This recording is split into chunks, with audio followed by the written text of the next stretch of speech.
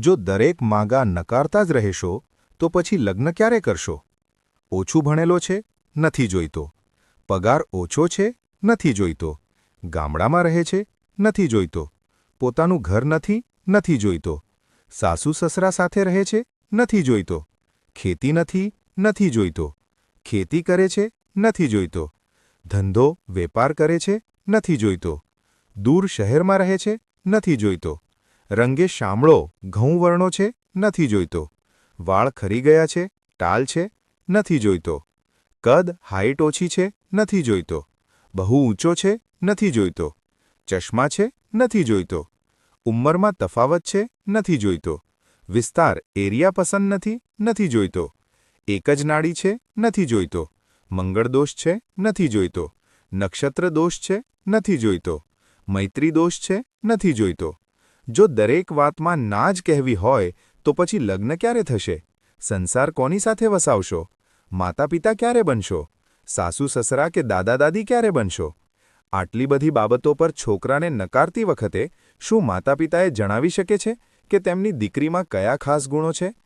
આજે ઘણી છોકરીઓને ગૃહસ્થ જીવનની જવાબદારીઓની સમજ નથી હોતી. નથી તેમને સમજૂતી કરતા આવડતું કે નથી પરિવારને સાચવતા આવડતું.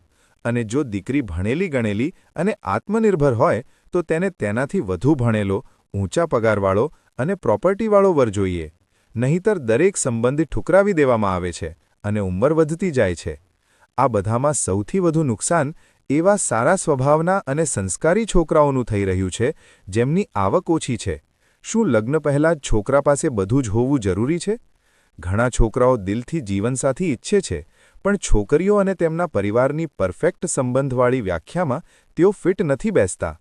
શું એ જરૂરી નથી કે આપણે છોકરાની કમાણી નહીં પણ તેના હુનર અને મહેનત પર ભરોસો કરીએ? છોકરાઓને પણ પોતાના સપના પૂરા કરવા અને આગળ વધવા માટે આત્મબળ અને સાથની જરૂર હોય છે. તે કોણ આપશે? આજકાલ લગ્ન છોકરી અને છોકરા કરતાં તેમના માતા પિતા અને સગા સંબંધીઓ માટે સ્ટેટસ સિમ્બોલ બની ગયા છે. મારો જમાઈ ડૉક્ટર છે, એન્જિનિયર છે, લાખોનું પેકેજ છે. બસ આ જ દેખાડાની હરીફાઈ જામી છે. પરંતુ જો બધા જ આવી અપેક્ષાઓ રાખશે તો બાકીના સાધારણ પણ સારા છોકરાઓનું શું થશે? તેમના લગ્ન કેવી રીતે થશે? જે દિવસથી લગ્નમાં માણસ કરતાં વધુ ડિગ્રી, પૈસા અને પ્રોપર્ટીને મહત્વ મળવા લાગ્યું, તે દિવસથી જ સંબંધોમાં કલેશ, છૂટાછેડા અને અસંતોષ પણ વધવા લાગ્યા છે. લગ્નમાં ભૌતિક સુખ કરતાં વધુ જરૂર હોય છે માનસિક સહારાની, સમજદારીની અને એકબીજાને સ્વીકારવાની. માતા પિતા પોતાના બાળકોની ખુશી ચોક્કસ ઈચ્છે, પણ તેમની વધતી જતી ઉંમર અને વીતતા સમયનું પણ ધ્યાન રાખે. ક્યાંક તો અટકવું પડશે, ક્યાંક તો સમજૂતી કરવી પડશે, કારણ કે અપેક્ષાઓ ક્યારેય પૂરી નથી થતી, તે ફક્ત વધતી જ જાય છે. આ જ જીવન